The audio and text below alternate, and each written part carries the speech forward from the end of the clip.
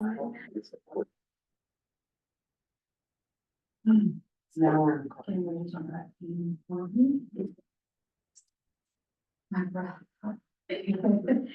You solemnly swear that you will support the Constitution of the United States and the Constitution of Michigan, that you will in all respects observe the provisions of the city charter and the ordinances of the state and the city charter to planning commission members, which you are appointed in and for the city of the county of Emmett and state of Michigan according to the best of your ability. I do. We signed here.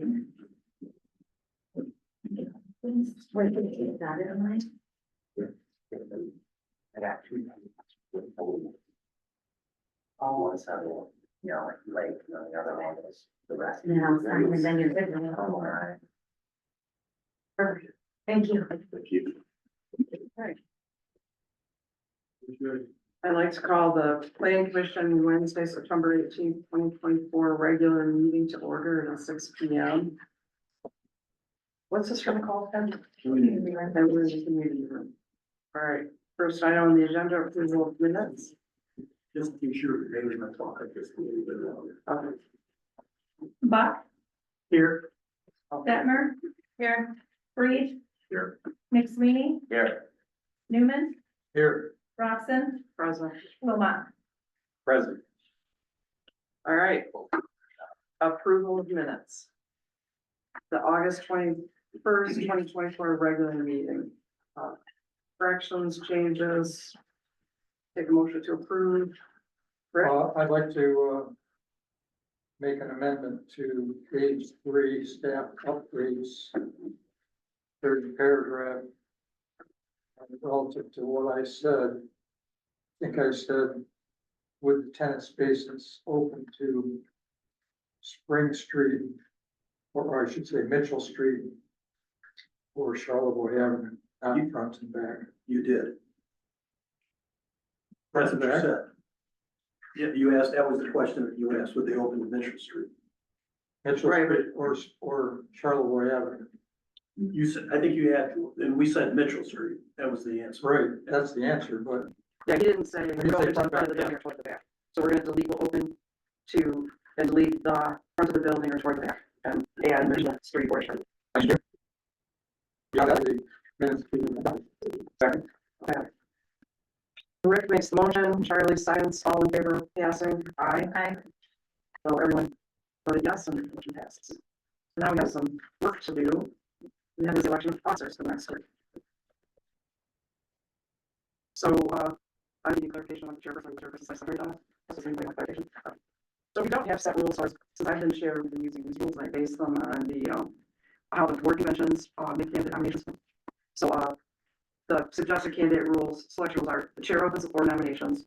A person can nominate themselves. A board member can nominate another board member. Nominations for officers do not require a second. A member can decline the nomination during the nomination process. Not hearing any further nominations, the chair will declare the nominations closed after confirming there are no more nominations forthcoming. If a candidate for office is unopposed, a simple voice vote is allowed. If there's more than one candidate for an office, it will be a ballot vote. If in the first ballot process someone has a majority, we can only someone who receives majority votes. The office is filled when one candidate receives the majority votes. So, we'll go with chairperson first. You have to serve again if that is the wish of the planning commission, and I'll now take nomination. I move that Cynthia be, retained as chairperson. You don't have to sign. Oh, seconds for that. Does anybody else like to nominate a chairperson? All right, then I close the nomination for chairperson. All in favor, aye. Aye. All right, so I continue to be the chairperson. Now for vice chairperson / secretary. I'm hoping someone has the time and the desire to serve that role, so I'm opening up the floor for nominations for chair, vice chair, I mean, chair, vice chair. Me. vice chair, secretary. Okay, I don't see, is anybody willing to volunteer? All right, Can you do it? I decline, but I'll nominate you if you would do it. I'd rather not, but she's no experience. I don't have time, oh, all right, unfortunately. well, we've just, Rick, I guess I'll do it if nobody else wants to do it, but I would rather not because of my insurance right now. I Because of my understand. wife's health situation. Right. Can we nominate Albert as second? Yeah, it would be nice for the vice chair to have more experience. Albert just got on the board and Max Free just got on the board, so. Yeah. It'd probably be better if they got. Couple season years, terms, Say it again? a couple season terms. Yeah, How much time is involved? Tiffany, yeah. So I was doing a pre-review of the minutes, of the meetings, which took me 20 minutes. And then I think mostly, I saw the role as assisting a little bit with the order of the meeting. So Cynthia's trying to do a lot on issues. Did we have public comment? I watched that a little bit in meetings and was prepared to run a meeting if I had to, but, so it wasn't, I mean, a mass time, but I think just, if anyone was, you'll see how you set up to, right? That sounds kind I like more time on the committee before I commit to that. Do we do a straw, a short straw? Well, Cynthia, if you commit to being here for a meeting, I guess I'll be willing to. well, I'll commit to every meeting. But like, That was- that would be- right, so, that would be- Nick, Rick, do you accept the nomination? Yes. Okay. Aye. Thank you, thank you, and, tell me here. All right. Now we move on to our word. That is, new business, number 3B, post zoning ordinance language, article 1, 8, and 11.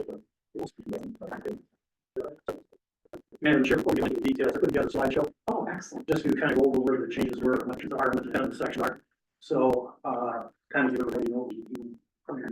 Rick, did you say? Well, I just wanted to ask, what is the next business, the next fight here, so. Oh, what do you do now? Well, I'm actually by Leslie Bossy. I'm here. I grew up in Home, Michigan. I have background in architecture, Metro Wayne, and forestry architect in the city. I at 709 Michigan. Somewhere. Great, thank you. Welcome. Well, show you the, I wanted you to introduce yourself briefly. I'm and next I've had a chance to meet, we share a similar gym membership. But I've been on the planning commission for approximately two years. I've been in the city, I've lived in the city now for about 20 years, and my professional background is commercial banking. Charlie Wilmot, semi-retired, way overcommitted, but have a good time nevertheless. And I've talked before, my background is in transportation, equipment sales, all that kind of stuff. So the planning commission just re-elected for second year term. Rick Grant, an architect in Steel, so we've been here for 44 years, and two kids are together. And I guess I've been on the planning commission 14 years. Right. So right along, I think with Cynthia, we must be the longest two serving members of this. Bidding board in the city, yes, yeah. According to the mayor. Wow. I'm Carolyn Detmer. I was working at Petoskey and then went to college, moved back here. It's been 14 years now that I've been back. And then the planning commission on my second term. I don't know company, we talked about that, architecture. Yeah, go. I'm Stephen Rapson, and I've been on for 15 years and loved every minute of it. And I moved here in 1894. I don't know what years I had in that. Probably at least 30 years. Oh, yeah, right. Matt McSweeney. I've lived in Petoskey since 2012. Been on the planning commission for around a year and a half. And I'm a teacher at Petoskey High School. Well, it's a pleasure to meet all of your acquaintances. Thank you guys for your service. I think I've individually talked to most of you already. I went to Lawrence Tech. So that's where I did my undergrad graduate. Where did you go? U of M, back in industry days. Okay, that's very cool. This was back when the architecture program was still a 5-year bachelor's degree. So a couple years after I graduated, it turned to a 6-year master's degree. Okay, let's get back to work. Back to you. Okay, I put a slideshow together to cover the concepts of Article 1, 8, and 11. To go over the that we pretty much, I think we've talked about quite a bit in the zoning committee, is we have current ordinance that is extremely fragmented in terms of the provisions that are in the ordinance. They can appear in different areas of the code over the 130 plus pages of the current zoning ordinance. Wanted people to be aware that the ordinance was adopted in 1974. It's 50 years old. It actually created the Public Act 27 of 1921, which was former City and Zoning Act, which has since been completely updated with Public Act 10/2006, which is the zoning. There has been some discussion in different levels about using current code as a basis for the new code in terms of things like using tracking to show where the deletions and the insertions are. And because of the fragmentation of the code, it's really practical to that. I mean, we've talked about it at the committee level now for just to refresh everybody's memory. Carolyn, Rick, Charlie, Cynthia, and Ted are on the zoning committee that I work with. The site result tracking and red line are not going to be used, but the committee did discuss, and what I think is doable, I did tonight's meeting. I can go in and kind of construct the provisions from the old code were brought into the new code, and I did that by highlighting the yellow. So people can see that some of the provisions, yes, he did transfer over. Other provisions are not highlighted, are the new provisions that the zoning committee has gone through. The new code is organized into 14 sections, discussed at the joint meeting with the city council and the planning commission. As part of the proposal that went to the state housing authority, which provided the city grant to the complete revision of the code. Charlie has put together a chart that shows the articles of the old code compared to the new articles of the new code. And you can see this a little bit more. It's a little bit changing. Thank you for doing it, Charlie. We'll put that on the project website. This evening, we're going to be talking about Article 1, which is title and purpose, Article 8, which is the site plan review, and Article 11, which is the zoning board of appeals. Article 1 and Article 11 are founded in statute. You have to have a title and purpose for creating the code. The zoning board of appeals is out of the zoning enabling act. It basically talks about what the duties of the ZBA are and what the various variances and interpretations they're able to make under the state statute. So if we get into title and purpose, it's 1 page long. It talks about the purpose of the ordinance, basically to regulate land use. It follows state statute. Zoning was originally founded back in the late 20s, 21 through 29. One of the key concepts was to prevent overcrowding, which occurring in San Francisco, New York. So I wanted to make sure that that's part of the regulatory basis for doing the code, as well as for keep the base dwelling together. It applies to all the development in the city of Petoskey, and it's a tool for implementing the city's master plan. So that's what the title and purpose section is. Kind of out of the 3 articles tonight, the one that I think the zoning committee went into more detail on, and we spent 2 weeks, probably a combination of 4 hours on site plan review, this is the section that you're all familiar with. When we have site plan to go through and review all the criteria. So section 8.1 is why we do it. And it's basically set up, for a non-residential type of developments. Section 8.2, the general requirements specify when a site plan is triggered. It's primarily for non-residential land uses. And there are some exemptions, and those exemptions are that if a project is less than 1,500 square feet, was increasing the impervious surface by 30%, it would be exempt from site plan review. So it's a small unit, 1,500 square feet. So we're looking at something that's, it's pretty small. So that's an exemption. But mainly anything that gets enlarged, anything new constructed, any additions that are non-residential in character, and it also includes multi-family site plans, plan unit development. So it's a variety of uses that will get reviewed by the planning commission. One thing that we have a new ordinance proposed draft that's not in current code is standards for review. I read through the code, it's got a lot of requirements what needs to be on the site plan itself. But at the very end of the section, there is nothing that says these are the standards for review to make your decision and give fact. So this is a new section. And the site plans must include all required information in a complete and understandable form. Design elements must be compatible with topography, adjacent properties, and the proposed use. And there's things in the site plan that are site related, such as fencing, lighting, and all these requirements that you can kind of structure around the aesthetic appeal of the development. The section 8.0 talks about high vehicle access, parking, street, and environmental concerns. So when you get into the checklist of Article 8, there's a lot of information that's required from the applicant as part of the materials that's submitted for planning commission. Section 8.4 is the site plan application requirements. Basically, it talks about the detailed drawings, all the materials that are needed, and those will be reviewed by Lisa, who is the zoning administrator. The ZA, typically the paper, when an application comes in, she will review it. It's her responsibility.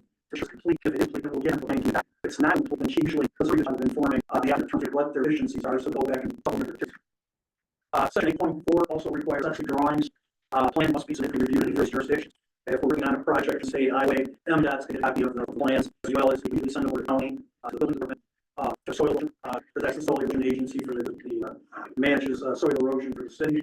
It'll go to the Department of Public Works. At that point, Mike usually sends it out to Jason Bates, the city engineer. It goes to the electrical department if there's any electrical involved. So there's a variety of sub-departments within the city that the plans get cycled through for review. And we do have a checklist that they get, that they put their comments on, so we start aggregating all the information before it gets back to the planning commission for review.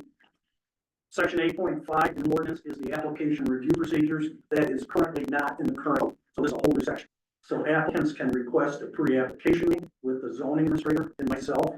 Sometimes that pre-application meeting, we also bring in some of the other department heads that can talk to the applicant about what their specific requirements are going to be. The application materials are submitted 30 days before the PC meeting. There is a new provision in this section that says that if the scope project is like the trigger amounts are, that applicant can go through an administrative review, not the entire planning commission review. Okay, and that is done the way the committee is set up. It's the chair, another planning commissioner, it's the consultant, the planner, the zoning administrator, and some of the various departments that are involved in the review of plans. Take out the committee that would review the application. Currently, on some small projects, we already permit, for example, like the Rite Aid project, which didn't require additional parking, it was mainly a renovation job. We kind of have it already administratively internally, and the applicant through that process, while the department is to make sure that everything's okay before they get zoning permission and building permit issue. The application review procedures are listed. Planning commission under the new procedures has three options. Currently now it's articulated in here. You can approve with conditions or you can deny. And as part of the record, the planning commission usually is prepared by a consultant in collaboration with the administrator. The planning commission at the end of this process, we get the findings of fact, and that would be part of the public record. Okay. So we don't, when we make the motion, we don't have enough findings at the time? No. So we just say, yeah, we pass it period, and then you get the information. Yes, correct. And it's very, very important we have a detailed findings of fact, okay? Because all of the record, both the site plan and the findings of fact are signed by the chair of the PC and the applicant, and they become part of the public record. Was something which is kind of, people think of it this way, but the site plan document itself, the drawings are part of the agreement. Okay, so in some cases, planning commission approves the site plan, the applicant gives it to the contractor, contractor's not for me as an architect, most times the contractor wants to move stuff around. Well, the site plan that's approved sign is a legal agreement, and if they make modifications that are more than minor, they have to come back before the planning commission for review and approval again. Okay. Who establishes minor major? It's in the ordinance, what minor is and what major is. Lisa would make the determination it's minor, and if she thinks it's major, then it automatically the planning commission has to address it. If it's minor, it's to an administrative review. Anyone on the administrative commission, whatever you call it, can request that it go to the planning commission if they feel that it's just too complicated and actually needs more things. As long as it's on administrative review committee, will that be meeting on a regular basis? When a plan comes in, if it's under the level of trigger, Lisa, do everything for me. I understand, but my question would be, will there be a day scheduled among, like the planning commission? No, we're trying to get ad hoc. 8.7 is records of actions. This is not in the current ordinance. The city keeps records of decisions on site plans, including meeting minutes and the final plan stamped by a licensed professional. Right? So the final plans that are issued need to be sealed by either a professional engineer, a professional or a licensed architect, a licensed landscape architect, licensed survey. But it's got to be somebody that's licensed under the state of Michigan. Denied plans are marked accordingly. And occupancy allowed after receiving an occupancy permit from the county and the county building department. Okay. So there's a section on declaration, revocation, and reapplication that's standard in the ordinance. And then there's the amendments and the modifications. There's this in the site plan, there's things called insignificant deviations, right? That would be somebody has to make a small change in maybe the alignment of the curb in order to accommodate parking space, something insignificant. That's between them and the zoning administrator. Minor amendments are again zoning administrator, major amendments go to you all. Minor amendments go to the administrative Review. review. Right. And then the fees and guarantees, which are not in the ordinance. Planning commission, if the project is rather large and the planning commission has concerns about full completion before occupancy, the planning commission has the right to request performance guarantees. And that can either be in the form of surety bonds or actual escrow payments that are made to the city, held in escrow until the project has its certificate of occupancy, then those are released. Can the city, independent of the planning commission, also ask for those assurances? Or do they have to, if they feel it's required, do they then come to the planning? They would be part of the comments to the case. Now, what goes in the room that are licensed architects and all that. Towards the end of the project, there's always that giddy, we gotta get in, gotta get going, we gotta turn the lights on, and a lot of times, some of the stuff that was approved in the plan doesn't get complete, or it takes a while. Probably the one that's most notable is landscape.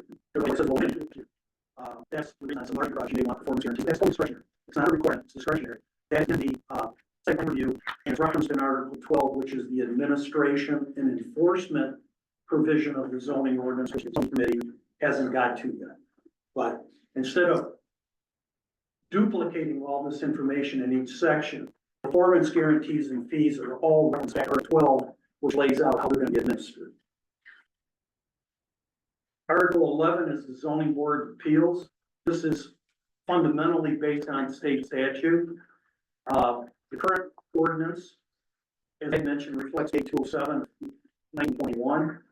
However, most of the zoning board of appeals, Article 11, is based on state statute, and the Zoning Enabling Act has a section on what constitutes a zoning board of appeals, what are its responsibilities. One thing that I want to point out is unusual, has 6 members and 1 alternate. Most committees like here, you have 9 members, okay? Or 5 or 7, I just have 6. So we're recommending, the zoning committee is recommending that 2 alternates. Okay, so in case somebody is absent or they have a conflict of interest, they can look at a couple of members that can't be at a meeting, and then 1 alternate also can't be at the meeting. And so either the decision of the ZBA needs to be postponed if the applicant is concerned that they may not have a supermajority of alternates. The organization, reports, they keep minutes, and they have power because the ZBA is like a judiciary. Applications come in through the zoning administrator. Things are going to be for an appeal or a variance or a rezone. Appeals, the ZBA can appeal administrative decisions. That's one of the responsibilities of the ZBA. So they can hear 2 different zoning design. They will ZBA that should handle. Of course, they can interpret related uses, for example, additional requirements and bulk requirements. Somebody wants to put a setback. They have the ability, as long as it's not a self-created hardship, have the ability to apply and ask for a variance. So there's particular variances, 2/3 were revoked by state statute, and then there's dimensional variances. So they have non-use variances. Non-use variances are typically dimensional from the schedule of regulations. They have exceptions, which are allowed, and then the hearings and decisions, again, the ZBA conducts public hearing and file appropriately. Again, the fees for the ZBA are referenced back to Article 12, which is the enforcement and administrative provisions. And then there is a limitations of authority. There are certain things that zoning board of appeals cannot do. There are things that they can do. And the exceptions here, the limitation, for example, is ZBA cannot consider appeals. If I come before the planning commission and I have site plan, and it's denied, ZBA doesn't have the authority to grant site plan review. What the ZBA can is review the administrative process that the planning commission used to make that determination. That they feel the planning commission did not do their job in doing the review appropriately, ZBA can remand that case back to the planning commission to do a more thorough job. Okay, that's the limitation of authority. So with that, we're going to give all kind of breakdown of each of the 3 of those, what was in it, as part of the discussion this evening. Thank you. Anytime, would you like to join us at the table? Oh, yeah. In addition to the coloring, the yellow highlighting to help make the review a little more straightforward. We did mention these, which at the beginning of every article is a much more specific list of sections that these sections have, referring you to both documents that without getting really deep in the weeds unnecessarily. Yeah, it's very possible because of the way old ones set up. There's a little bit of something here, and then there's then another chapter. You got to hold that because it really belongs in the same chapter as the other one. So I try really hard to cross-reference everything, and it's kind of hard to do. And the document is 50 years old, so it's really update. So we start session. I go individually, Article 1. Albert, because 39 rain in the Tetons, you can do usually do. So I'm going to put this in the record for zoning committee. Yeah. To consider. So I just want you to know that it exists. Did you give her one? Yes. Okay, so you have a copy. You can see one. Right, well, you discuss that unless I'm talking about that. Yeah, that's the site, that's his comments on site. His name on it. Yeah, he didn't remember his name. This one here. Article 1 starts with and there's 2 pages. 2 pages. The other one's on Article. The attachment. We'll just wanted to hand out to everybody, and then we'll go into more detail with these comments at the next one. In addition to the other plan. The only thing that caught my attention is very minor. My purpose last sentence to encourage a walkable non-motorized. When I took it as trying to get rid of vehicles, we're trying to encourage alternate forms of non-motorized transportation. Yes, that's walking or hiking. And again, it's kind of generic way. It just set out to me that I'm not sure if there's a better way to say to encourage. Okay, what line was that? Last sentence under section 1.2 purpose.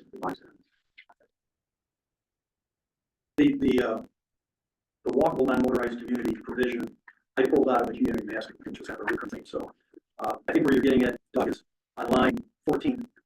It says to facilitate adequate, efficient provision for transportation systems, which would be vehicular, public transit. You could probably call them that. I just wanted to pull out walkable and non-motorized because it was one of the major things in this plan. Just a comment on line 50, if you were to just to encourage a more walkable, non-motorized community. Would that address your sorry? Yeah, I think it's very minor, but that was just, I didn't think our goal was really to, because it's hardly not motorized right here. 12, we talked about to limit the inappropriate overcrowding of land. I thought we got rid of inappropriate. Do you decide to leave it in? Or does it need to be passed? Because, in other words, we might have inappropriate overcrowding, and I don't know if that's what we really want to say. So if we just, we don't want to allow overcrowding. Do we want to limit? Well, inappropriate gets deleted. Yes.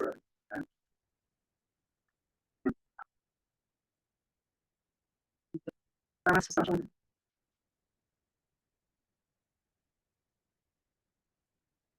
I think it's for the benefit of those not on the committee, we can talk about is where did this text come from?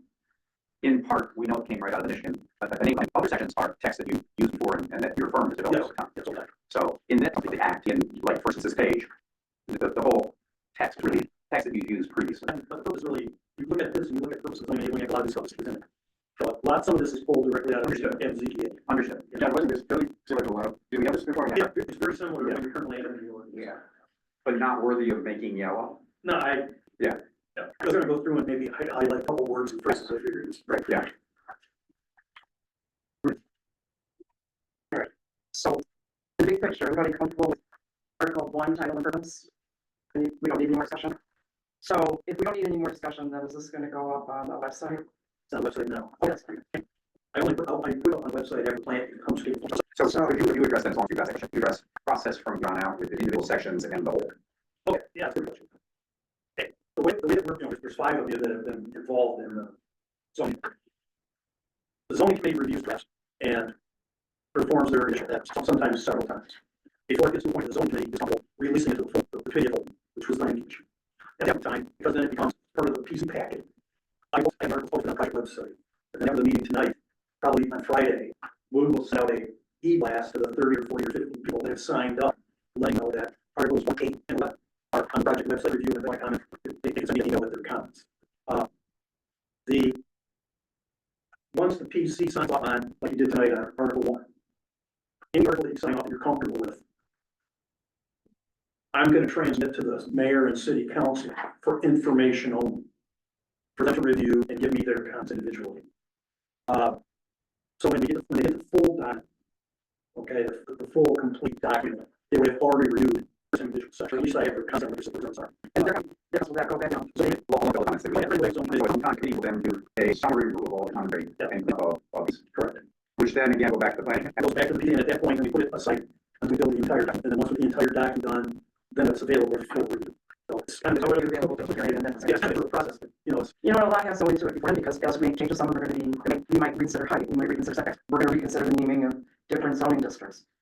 We'll have councils, we'll introduce that stuff. So, it's not just approved or done, but there's going to be public input. yeah, I know what I'm thinking. There's a strategy here. It's trying to get through this administrative articles first, like title and purpose of the review. The real interesting part of this that the community is going to want to weigh in on is the zoning districts and the uses that go into the zoning districts and the dimensional and bulk requirements. That's the real, and you've been working on that, but in my experience tells me that's where a lot of the community input is. I mean, a lot of the stuff that we're reviewing is really procedural at this point in time, and administrative. So, but yeah, we're starting. It's a process. A lot of paperwork. And that's the key. And if you'd like, we could do the other easy one and then say the for last. Is anybody all right? All right, so we're going to Article 11, zoning board of appeals. Well, if you take a look, Madam Chair, Charlie, thanks for pointing it out. Take a look at the comparison chart at the very end. If you look at the proposed articles and you look at the existing code, you can see a lot of the existing pulled in different areas of the new proposal. So there's a lot of consistency here. It's just was reorganized a little bit, but a lot of it comes out of section 2000 of the current zoning list that makes up the proposed code. What's the blue highlight? The blue highlight I pointed out in the on the code is that is that the old code was referenced based on Act 207/1921. I just wanted to make it change. And as the previous comments, Act 2006 is the current legislation. That's correct. It's when you replace Act 207. And the history is that you had 3 master planning ones in the state of Michigan, and you had 3 zoning neighborhoods. You had one for cities and villages, you had one for townships, and you had one for county. And each one had different requirements. Actually, each one had different publication requirements, which made it, if you were working with the township, their publication requirements were different than the city and village. The state legislature and a bunch of external agents like Home Builders Association, Michigan Board of Realtors, Michigan Association of Planning, ML, Michigan Township Association, they all got together in a steering committee, and over a couple of years, they consolidated all, they got rid of all 3 and put them all into one. So you end up now with one zoning enabling act and one planning enabling act. So that's where this comes from, the new Michigan zoning enabling. So you stated a lot of this is very similar. Yeah, yeah. Almost the outline later. But you get, because On the PC pack, it's not highlighted, but I provided the highlight copy. Yeah. You can see in the ZBA one, there's a lot of, so like, there's a lot of sections that are pulled through. In fact, there's so much on that, that if, go to 11, I'll give you an interpretation. When I get to the section, like if you've got line, 163, which the dimensional variances, if the section is highlighted, that means the entire section came under code. Okay, instead of just putting a lot of yellow, I just said, here, the entire section is from the code. So you can really see that a lot of the ZBA section carried forward a lot of the other codes. If you guys want everything in yellow, I'm happy to do it. Well, it's many things, but I think it does, if you do, it doesn't require an explanation. I can do that. This is a question on the last section, when talks about limitation control, the last page. I know I've attended ZBA meetings, there's a posting requirement where somebody's requesting a variance to do something. The neighbors are, alerted with 300 feet or whatever. And there's a certain, plan that's being proposed to be approved by the ZBA. Or the variance granted. And then in the course of the meeting, that's the actual scope of what's proposed to be changed is changed. In other words, instead of, maybe they're questioning a section of setback variance, but it's split half or something, it's made less. Does the ZBA have the authority to do that without allowing neighbors the area to respond to that? Yes, because that's one of the function of the ZBA, if they're gonna grant a variance, is to grant as minimal a variance as possible. So if they start out by saying, if the applicant wants a 7-foot side yard, they want to, and the ZBA feels they can accomplish the same thing, only encroaching 8 inches, then that would be, and if they did. Right, okay, so even though the neighbors don't have the opportunity to think about the alternative version of what's being discussed. Well, typically, the alternative version is less than what, it's not, you're No, it's typically not. it's typically less. Or not at all. So if I ask for a variance of a foot, I know that, it's always take 7 inches instead of 1. Once they go through, they determine what to do hardship is, or if there's any hardship. So if it was a non-conforming situation, don't worry about it. Okay, you answered my question. I think that. Well, it's the same thing. If I go before a judge for DUI, and I plead my case long enough, maybe they're gonna give me driving there. I think for the neighbors, they've been notified that it might be 1 foot. So they know what's gonna happen, and if they attend the meeting, they'll know that they settled on Something left. 7 inches. So I don't think they have to be re-notified because they already were notified it could be 1 foot. Yeah. I have 2 things that I found in, the old ordinance that I was kind of wondering about, because it was in, 2000, however you say it, 2004 of the use permission granted without first giving most owners of adjacent property at the time place of the review. Further, the Board of Appeals may seek to review and recommendations at the PC for taking action on the temporary use. So temporary use permit would be like the Kmart request, whatever it's called. You want that since a temporary use. Yeah, I'm not sure. Is that the kind of temporary use you're talking about? So ones I've seen come before would be Farmers Market on Emmett Street, Okay. a car wash, and Harbor Lot. And then that goes to the ZBA. That goes to the ZBA. So does that need to be included in the ZBA language? So where are you at? Oh, well, I put it at the end, it's page 84 of the. Usually, temporary use usually are administrative, they're handled by ZBA. Okay, well, let me just. You're saying, So it's called, the section is called jurisdiction amendments 2004. It says the zoning board of appeals shall not cover all churches, zoning district location and property, but does already act on those members ordinance by administrative review, interpretation, except for special approval permit and to authorize a variance specified in the section. And then that particular item is number 6 on page 84. It says no temporary use permit shall be granted without first giving notice to owners.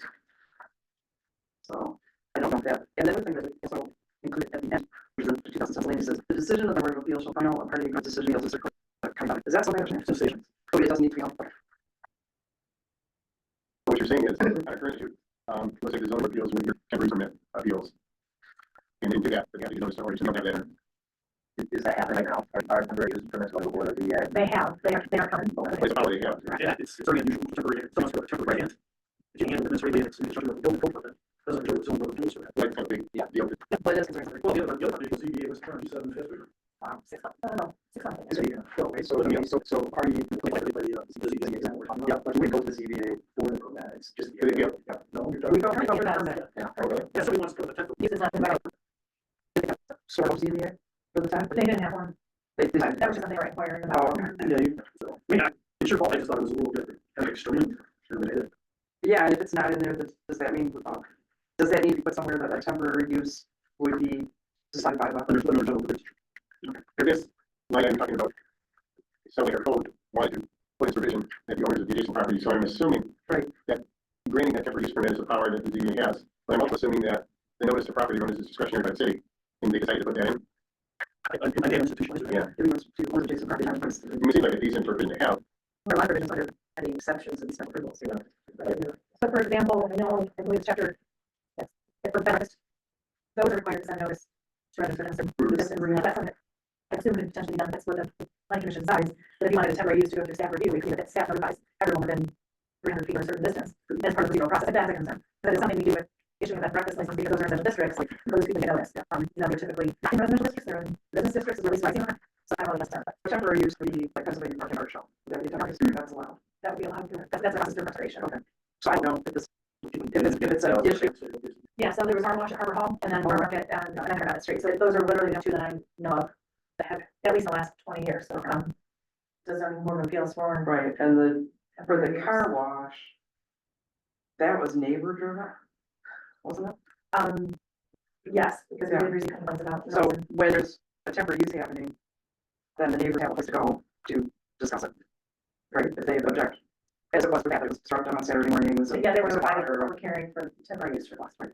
So I don't know, and you have a Where is the notification of address? In Article 12, there's a section that pulls out of the enabling act with the notification requirements. So does it address all ZBA applications? So whether they're temporary or not, then if somebody makes an application, the zoning administrator, or, you know, relief or something, then automatically the neighbors then know. I mean, let me discuss, let me point it out this, once they use, and this to notify the public, for them to come before somebody to address what they think is a negative impact. And they can actually go before the commission on zoning appeals. You know, I mean, it's cheaper to come from, well, but think about it, temporary is like a car wash, it's not a, I mean, it's not a hardship issue. To me, Oh, I see what you're saying. you know what I'm saying? Right. If somebody, you know, planning commission could have the authority to review a temporary use and approve it with conditions or deny it. To me, if you want to put it in a bucket, I would say put it in your bucket, not in the ZBA's bucket. Okay. For temporary, but for any other kind of waiver hardship, Basically, basically, it goes to ZBA. but there's automatic notification of the neighbors. Yeah. I was surprised.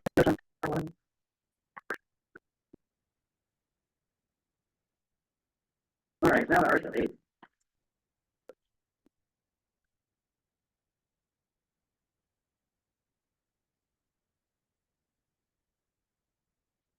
Anybody like to do that?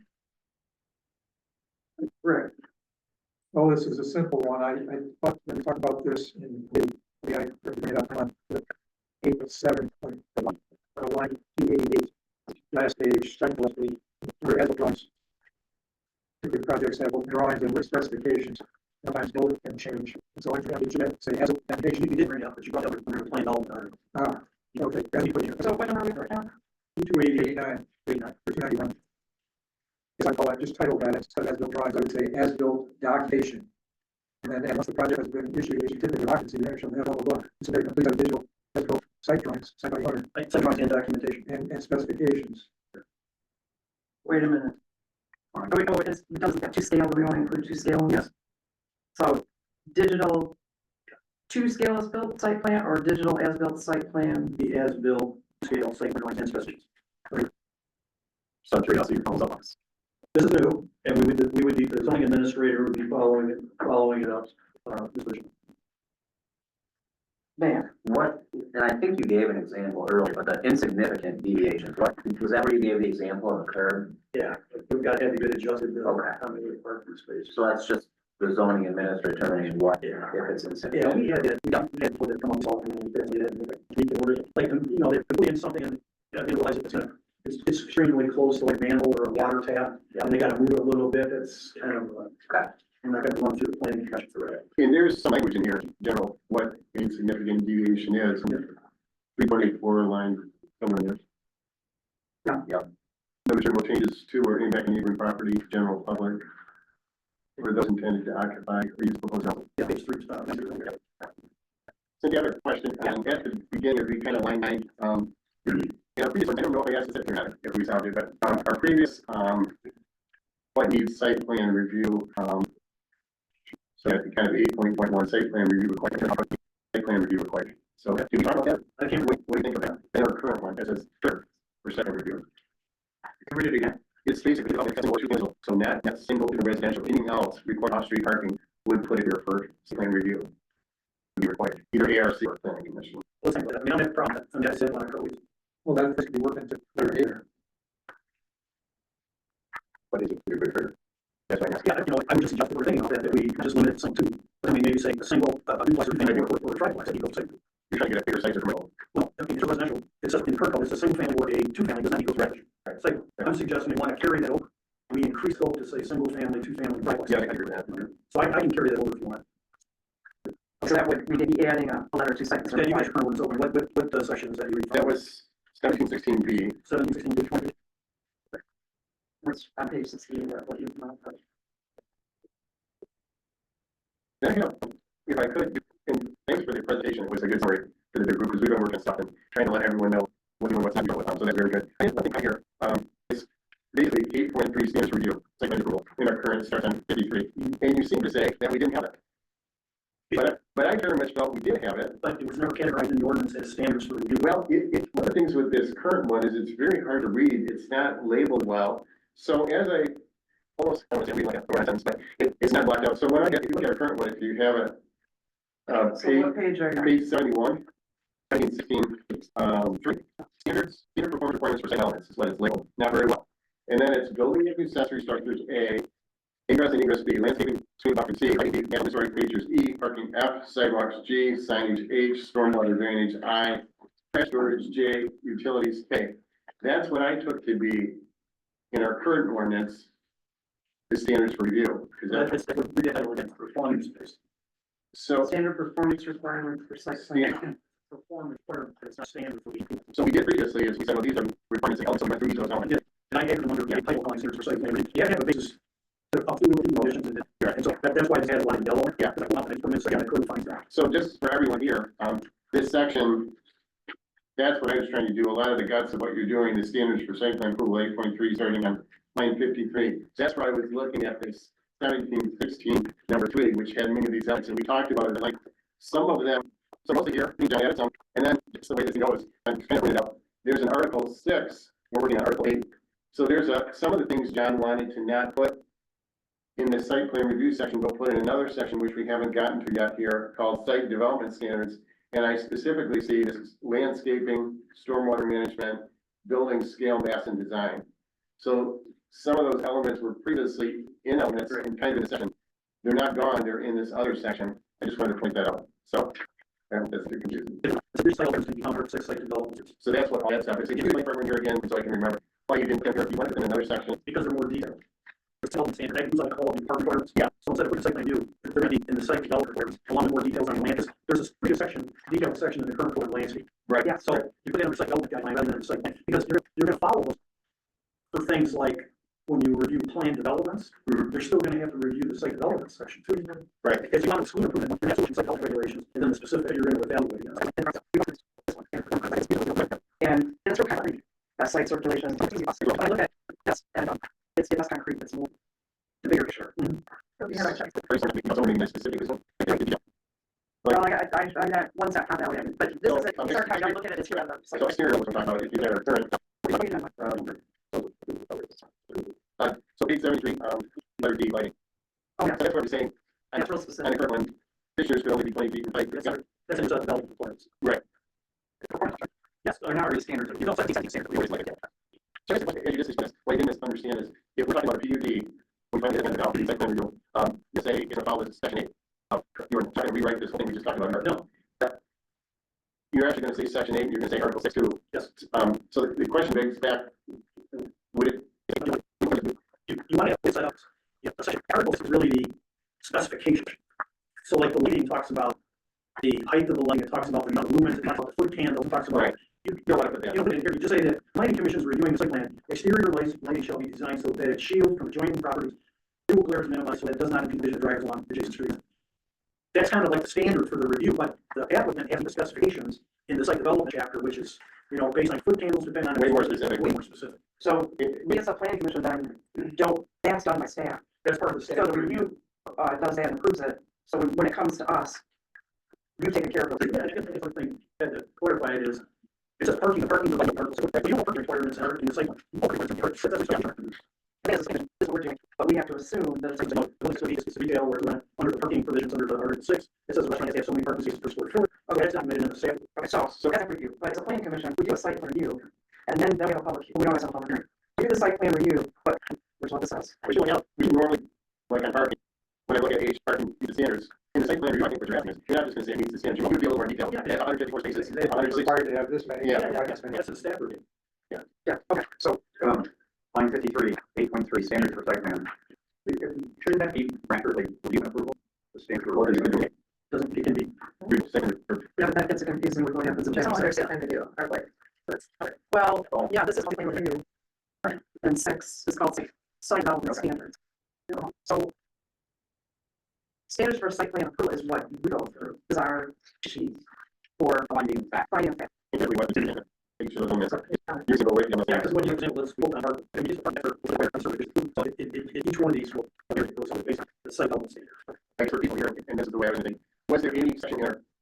You know the section I'm talking about. Yeah. Was there any specifically I noticed deleted because you didn't think it was good or appropriate or changed significant what we have? I don't know, some provisions I pulled out that I actually put in, I've already written some chapters.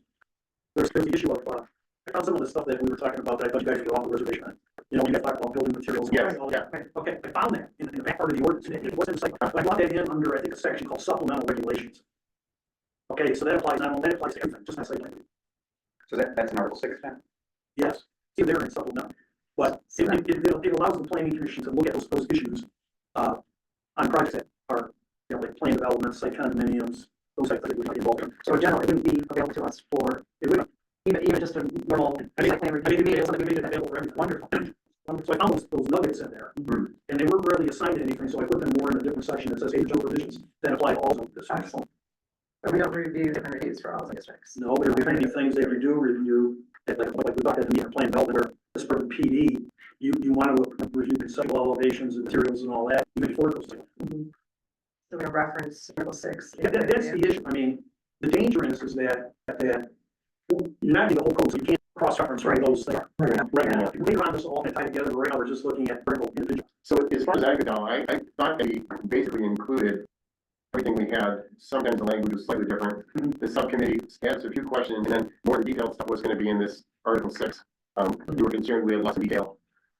We had so much drainage writing, and John said it's going to be over here. Which makes sense. So as best we could, I think we carried forward and only really slightly. The large section is like over somewhere. The large section in there that summarizes like somewhere in the code. There's probably 5 pages, 6 pages on landscape. Right. So that's all been carried over into the site development. Right. So yeah, there's a lot that's been reorganized. All right, I'm gonna change the subject. At our last meeting with the committee, you talked about finding a 1983 document that spelled out site plan review. No, about site development guidelines. Oh, okay. And again, So it's all standards. yes, like details, very detailed. It's all the details. I'm gonna pick out everybody. I have a question on denials, and we talked about in your presentation, finding the fact. So I don't know if you expand it, it was a question of mine, the practicality of how planning commission operates is, we normally have issue before, for discussion, but sometimes there's a motion in a second, and if I had a good, fund permits in legalities, we do, sometimes maybe say the commission, the planner might be surprised at the action, but in the end, you want to make sure you summarized or stated some way why you denied it. It would be a lot of kinds that were made. Yeah. Does there anything need to hear practically, or is it just a matter of, after it's a denial, does the commission realize that they give it for discussion to re-summarize for the minutes? On a very complex site plan, typically, when I prepare for the planning commission sample motions. Right. One for approval with conditions, and denial. But as part of that, you also have to have as part of the record of action, you have to have finding fact. Yeah. Finding fact stream before you're denied, because you have to point out what conditions of the code that they did not meet, that is based on the denial. So sometimes in the past, we have a motion to approve, and it would often be the person making it would be thinking they knew there would be some factual support, and they would list support after they face So what you would do is, But then it would get denied, sometimes it get denied, and no one talks about it, just. your footprint for the findings is section 8.3, which is the standard. Right. So you go through A through, let me see what it is. Yeah. A through R. Right. And they're either satisfied, or they're partially satisfied, which would be a condition, or they're not satisfied. And that's up to the planning commission. There's a number of these that are not satisfied. And at that point, the planning commission can either table the site plan as a remedy, or if the applicant is pushing hard for a decision, planning commission can say based on findings of fact, the fact that you didn't address F, J, K, M, we make a motion to deny. That's part of the decision process. I mean, findings of fact actually is you go through and you standards to create that. So what practically happens though, is not always the motion made to deny, that can be split, and there can be a motion to approve and it doesn't pass. Well, let's make sure that the state statute says that if the applicant meets all the requirements, all site plan it must be approved. So I'm assuming since just mean with some of the, standards. Whether it's met or not. And as we've stated, some of them are mathematical, and some of them are with judgment, you know, so you have the right to do that. Yes. Right. I mean, there are areas in here where there's gotta be some interaction between the applicant and the planning commission. Okay. I mean, there's a lot of standards for landscaping, for example, a lot of standards for stormwater. There may be some areas where the planning commission has to work with the applicant and try and meet the requirements and then apply some condition in the approval process.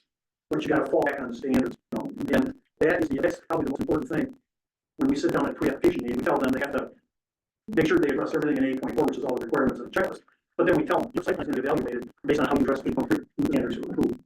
I have a question. That, and I know we have the triggers that kick it from the administrative review committee to the planning commission. Is that 5,000 square feet of new development? Is that pretty boilerplate? Is that standard? That's a number that I've used in the past. Okay. It's a number that the planning commission can decide if they want to hear from. Okay. My other question is, when we approve something, a development, the conditions, is anybody in municipalities where that kicks back to the review committee?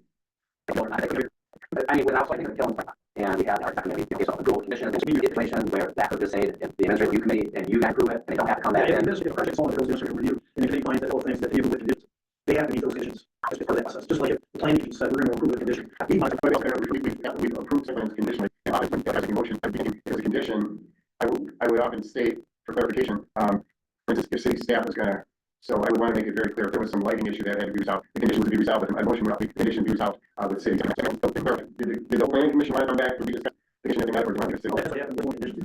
Submitted landscape planning, we originally got comments, came back, one that we accept. Yeah, I was thinking of better than half, I know, sometimes. The way the record calculated is something is possible. Yeah. So people have to keep coming back, yeah, every time on the piece of, it's a lot, it's a per day. We're trying to get everything out, where it's all black and white, what they gotta do. And then if it's below that threshold, they go administratively, if it's above it, then they go piece of, but they go, but we're sorry.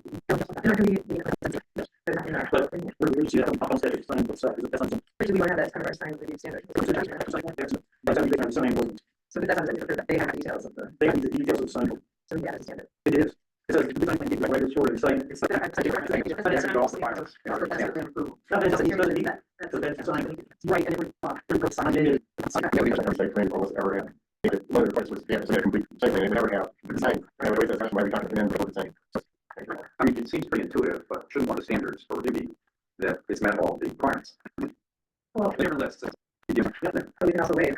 I guess, so like on sign example, we're saying it's a requirement, it has to be done, but we're asking the planning commission that you're doing that, that's like, that doesn't, gotta say out loud. Well, wait a second, the way that this board kind of, which is the plan review, which means that if they're requiring, they're asking for a variance, the sign code, which is outside of the they think it's all, it's packaging.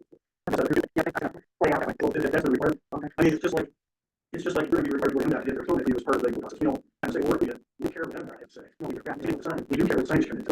Well, the campus, the college, campus zoning district requires a comprehensive sign, so that should be worked out before it comes to the So, yeah, the developers, the ones I think, they haven't gotten that far yet, but they know they want to sign. Right. And then they're told they're gonna have to comply with sign code, and they say, well, they will, they'll continue, but they do. So, I'm not pushing so hard developers, but it is that hurdle to say, no, we have to sign. And it's common in a lot of signing packages that we should, as this is signed, a master plan for developers, you know, no, you're gonna have signs and all that, they're gonna have directional signage, planning commission needs to take a look at it. It's not signs and packages. It's kind of like the designing the book cover. You have to write the book, and it's like icing on the cake, it's the last thing that gets considered. There's a couple of ways that you can show the it's never running for. Site plan application requirements, they have to fill all this out before they can even get into the planning commission review. So I'm wondering if the order is wrong, if our standard should be going after the application request. Like, the review procedures. I think the way I would look at it with applicants is that I want them to know that these are the requirements they need to get approval. The checklist is what they have to have on drawings and in the narrative. Cindy, could I switch it here? Sure. Talk about what Matt brought up a little bit. So I did have questions for everyone else about the administrative review committee. I think so I just wanted to say my perspective. So that's a new thing, we have had administrative reviews of a lot of these in the city, but since that we required review or planning commission review, so specifically it's a new way, a new thing to do, to have smaller sites. You would have planning commissions administrative review. Why do that? Since, the expedite the small sites, so all the way forward, we have time for the planning commission. So there was some good reasons to do that. What were some of the concerns I had initially about this? Things that one is, some time ago we discussed the planning doing that, and we didn't do it on the former plan. We were told we were going to get over on site plans. We're told, no, that's not happened this year. We had one site plan start coming to the planning commission. It was I just worked really time when I saw the pictures of it. So we haven't exactly been overloaded, but that makes the point. It's still a way to expedite reviews, even if it's not that the planning commission doesn't totally have the time to do it. So I think the other reason to it. Those of you who have public meetings, John, we asked John to vote, and he said, well, vote, it's more of a consensus, thing, you know, make sure they meet all the things, and I think the provision Senate, the way it's worded, to send it to the planning commission, if someone thinks that you go to the ARC, the zoning administrator believes it's just not appropriate, maybe it's too complicated, even if it's less than 5,000 square feet, she could say, no, I think it's go to the planning commission, or the whole committee could decide that too. Or the applicant. The applicant could do it, yeah. So the other thing about those reviews, which bothered me a little, is if I'm going to be doing something about the chair would be in one other planning commission. So there's two planning commissioners on the committee and 4 city staff. It'd be the city planner, zoning administrator, a representative. Just site plan standards, correct me, review, it's the same thing, just like which is staff analysis. There's some information set out, and more conceptual, I'm assuming what you said, and not a full packet of standard by standard map. I mean, it's more of a discussion. I understand at the meeting we talked about. Yes, you know, ones that we had, everybody kind of raised the plans more up. Right. So Discussion items. my only point is a little harder for a commissioner, you know, they haven't seen it, to prepare for some. I got a decision. Yeah, it's a little, I mean, we have 2 architects on board, and we have an architect design representative. I'm interested to find out what you guys think is small, you know, that, I mean, I thought 5,000 was a pretty reasonable number, but, you know, So like I looked at the back line, I didn't have the numbers, but it looked like it was, if you counted each of the little trailers, it probably would have been 4,000 or 5,000. Yes. The main building was, I think the building's not 5,000 unless you count the garage, which is part of the building. but we had into that, the result of the footprint less than 5,000, I think. Right. I think Carolyn, right, when it's at insert footprint, so we know all the dimensions. Right. So that gave me that's a little bit of perspective. Honestly, I was talking to Cynthia about it. The site looked a little bit of an important, complicated site. So some 5,000 sort of things not enough. That's like she said, well, good to see. But anyway, so I think the discussion, how big the size is of that review committee, 5,000 may be appropriate. And then is the composition of the committee okay? Is that percent? Those are the things I have. Definitely. Question: the 5,000 square, is that just the new footprint, or is it the same?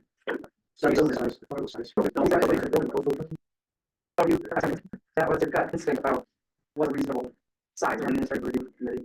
I mean, it's dependent, but it's hard. You came up with the 5,000. Oh, no. We might see 5,000 square feet, sorry. Is it just I think Rick, you had mentioned about 25 feet wide and 100 feet deep. Okay. So that's 5,000, that would be completely the size. That sounds good to me. I'm a great player. But at the same time, it's an additional step and we're buying more time, so I think that's a reasonable number. Yeah, I think so. Maybe that's what I think in layman's terms. I think the always a little bit of ability to say, even though it could be done at the ARC, the board, we decided to calculate site, you know, it's 4,800 square feet, you know, for the commission, makes you feel better. Yeah, I I think using the back lot as an example. I think based on the issues that we had with that would automatically come from rental. And that I would like to come from this motion. So I guess that's I draw a line. Something like the big lot needs to come here, even if it was only 3,000 feet. Something that's economic too. Yeah, right, with that activity. Well, that really has to do with the entire site, as opposed to just the footprint. Maybe it's something to be adding to our downtown overlay. You know, requirement in the downtown overlay area, if you have that, But I still have the requirement. if it's smaller than 5,000 square feet, should automatically count, or you have that already. It'll be income CD, that's why I would go to. Yeah. Going into a different area. It really depends if we utilize the capacity design guideline as the guideline, because if that's the case, then anything that has to be related to construction automatically reviewed by the planners. For the purpose of the committee, members that weren't in the committee, could you just write that out? Well, yeah, you're correct. That's already correct. Rick had brought the competency design guidebook that's okay, which is much more comprehensive than talks about maintenance renovation in construction, in terms of how it's got done in the downtown. So if we incorporate by reference that guidebook, then a lot of stuff that happens in downtown is going to have to be reviewed. Right now, it's being reviewed by the design committee of the downtown management board. It would be reviewed by the. We would take over the guidelines. That's So all. that could be pretty onerous for aspects of the maintenance. Well, that's unless you get some of that from design. Well, a lot of design concepts that are in the current orders relative to A lot of others. I think we need to work through that. we have to work through that. We don't want to get too far ahead of that. I think just if we work as a committee together, articles, these are that. Yeah. Lots of circling back. Any other? Yeah, in the discussion on Article 8, site plan review. I mean, that's the view with the numbers. I guess I was kind of thinking with administrative review, you know, the idea of having planning commissioners on that, it's kind of hybrid administrative review. I was thinking, do they need to be on that in terms of a limited scope? I don't have an answer in my mind on that. I think about the subcommittee, and I know that obviously on the subcommittee, I kind of asked the question, so what, is there, how do someone get appointed on the subcommittee? How does it work? No, you're gonna have 2 members. Is the ideal here is the second member appointed by the chair? Not necessarily the same person on a permanent basis, but ad hoc for individual review. Well, that's not an idea. They have 2 people on call. We have to experience. Review committee. There's not an appointment, there's not like they have to appoint in front of me. It's a appointment chair and a member, so it could be on that basis. If you have 2 or 3 people that raise their hand, they get. So I think Well, you never do. You know, the reviews are done on an ad hoc basis too. Then you've got to Cynthia on phone, calling around, look for somebody else who can join us 2 o'clock on Tuesday. Well, we would, that's something that we coordinate internally administratively, because we coordinate schedules with public safety and Department of Public Works. I like that idea of having doing a rotation. You could have 2 or 3 people who will be on the list. Right. And then on those 3 or 4 people, someone's going to be able to make that determination date and time. Well, I think the design committee does a pretty good job of convening when we get together. Yeah. Okay, we're in Article 8. Section 8.4, although you have to state, does say one, I would indicate, that you have to say, of course, the site plan. two So, feet, so what line you talking about? 8.7. 8.7.3, when you're documenting it. Say total scale turns out, then you state a scale in the second checklist, but for reading, but just like 8.4, that last line, 165, I would probably just, before the checklist, but I'll just, 1 to 20. Where are you putting over? What, 165, I'm just looking at scale. all site plan drawings will be submitted on 2 sets. Either block of current paper or digital PD. Yeah, you know, what I think when I provides, the digital PD, format, I'll say 2 scale. Drawings to scale, so where you find that, yeah, 2 scale. The mistake that I would make is not referencing specified scale on the checklist, but that would be something clerical on my behalf, say, so. If you do, it'd be good. Okay, you're saying you wouldn't notice that, and then you wouldn't, Probably would not. and then it wouldn't occur to you that there should be one, Specified scale. okay. Yeah, like, That's what I'm trying to show, what's my favorite, right? yeah, so use me, the best of my professional capabilities to, replicate it on the past and not reference what's in it, because So it's just 2 scale, but not a specific scale. Well, no, I see scales for further back, like 1 inch, 130 feet, like that. Yeah, they're pretty unusual scales, that people want to try to put as much on one sheet of paper as possible. So typically, the scales are 20 feet, 1 to 30 feet, 1 to 50 feet. I guess I don't have under number 1, under site plan requirements. Yeah. We don't have to specify the acreage if we don't want, but we should specify, they have a choice of using 3 scales. Yeah, I noticed that, obviously, what, what that means, one like property. On the sheet goes 20, what size you're gonna turn out to be, I don't know, what's it gonna be. Wait, so somebody does before, that's why you came up with it. Usually it's less than an acre. That's what they're saying, 1 inch. Yeah. I mean, could you just make a note after C, I don't, yeah, 166, right, yeah, C island, site plan. it's a regular line, just as There's a scale there. See, I want to sign out, there's a scale. So, how easy is what? Yeah, I think it's zoning, and there's gonna be, Yeah. there's an awful lot. All right. You ready to, when's our next? We're gonna do an old one. The next one's kind of second. That is new business 3C, no, proposed residential zone business. Yeah, names. You want to say one? Yeah, I mean, that's the thing where I was trying, like, what I heard from the planning commission, a couple meetings where people were talking about the results, they're walking tours of various neighborhoods, was that in R1 district, which is the larger one, needs to stand on alone. The other 3 districts primarily, they're the historic core town, they're different lot size, and other different uses that are involved, permitted or special. The people that said they might walk through some of the neighborhoods, there's really no difference between R2 and R3. So, that's the case, I took the R2 and R3 and created a zoning district called Walk Neighborhood. Because most neighborhoods have sidewalks, they have alleys, they have a different concept than the R1. The same thing in the R1 and R2, many of the uses are saying, there's a couple of special uses in the RM2 that are different, the RM1, there's difference in the height. Other sides are the R2 into a category called neighborhood, which often are R1 and R2, because also family places, multiple family apartments. So it provides flexibility residential types in those districts. So we went from 5 districts down to like solidly R1, R2, and R2, R3. So that's what I heard, so I think we got a matter of quickly to show what So, you want feedback? Yeah. I'll, so just looking only because I live on A Street, when I see going up A Street, the Ottawa there, as considered this suburban neighborhood, suburban neighborhood, and I read the description of that, it doesn't really fit with Bay Street at all. And those are all, That's what's currently zoned. yeah, I read the description, that it's just, those are all historic homes, national historic I've had collection. issues with that for 25, 30 years. Right, so I just, And it's zone wrong, it's been wrong. there's alleys, Exactly. carriage houses. That's what I was wondering, is you take the character description, some of these may need to be. Yes, that might be a walkable neighborhood, needs to extend over north. To the backside of the Bruce Street. Yeah, all the roads. To the backside of the, Yeah. north side of the roads. From to the back line, that's on those. Yes. Also, under That's also an issue, division, but it's been in like office service, I was arguing, office service, and I was like tenants, used to be. It was, yes, but it's not only the residential neighborhood. But it was built at house. Yeah. Okay, so then they zone it, right. All those along the division would be considered a walkable. You've got quite a ways on division. I think what I should do on this, I mean, this is a great conversation, doesn't matter what we currently have, and it's solid. Just, I don't think this is a good idea, and now we'll get into, it's a good, now it's a good idea, but maybe the boundaries need. Boundaries need to change, so what I'd like to do is I think blow up the historic area, so you really get down to the nitty gritty. This map is even small, we need to have. Yes, you're talking about the whole Willis Avenue, they call it walkable neighborhood, argue that that's Winfield and Lakewood, but really are suburban neighborhood character, that whole zone there. is- Where you at, Willis, southwest corner there. Of the city. Lakewood, South Willis, Double orange zone, really, that's really much more of a suburban. Yeah, that is. Big lots, Yeah. apartment houses. Yeah, across from blocks, across from, yeah, because it's got a cul-de-sac, that's more of a suburban sign. I think our perspective is walkable. Well, that's not great. right there, there's the. How about if I- Make the park. At the next PC, how about I bring the word advanced that we can really get at? And if you have a master one, maybe have a surface so that you can Draw. color in it and change your mind. John, is it useful, I don't know if we've done it a few times, like to be able to do a Google Earth where we can put out, right, so we can, we're talking about some, we sort of, okay. Yeah, that's what I did, that's what I did, an idea. Conversation, we start aggregating this together. 1 second, hold on. Right, sorry. I said, I wanted to give you an idea by changing, just combining what you are doing, so you can start to know that.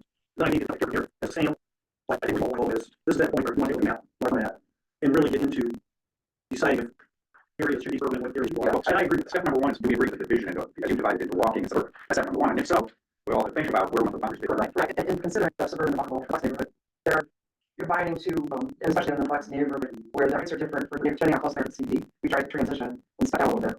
So uses and, high density, but we, the big picture is, are a couple putting together and where you land, the height of the. Hey, John, what's going on, I'm just looking here, Madison and Jefferson, all that stuff, there's no others, what's the name was it, Ray was CBD, I think, but what is it? That's what, I think Jefferson and Madison, you decided, that's those are they are, three. it's sort of kind of like neighborhood. Yeah. Like, exactly like here. You know, But back in the old days, they sort of took those professional type neighborhoods, all this sort of shit. yeah, so there's like commercial, for sure, out there, but those are some nice, some are historic. Yes, I think, well, like over on Lake Street. Okay, Lake Street, George Gerhard had a vision that that would be where condos would be, and so they like to go up and. go what's happened, there's a lot of houses along the West Lake. Really, go west, so I think character zones, and start looking more deeply at how they're currently zoned. I think you're gonna have some map changes. Yeah, I like the character zone, you just need to change some. Change the boundaries. I think for previous discussion, we were all generally pretty, with the idea from the old R2 and R3 as rezone, and leaving out one as a separate zone, combining the old R1, IM1 and RM2 districts. We're all generally comfortable with it. What would be the biggest difference, I'm trying to recall here and there, like in the zone between the suburban and the wild neighborhood, what's kind of, what are we gonna see for setbacks or? It's setbacks that some of these neighborhoods don't have, they don't have sidewalks. Right.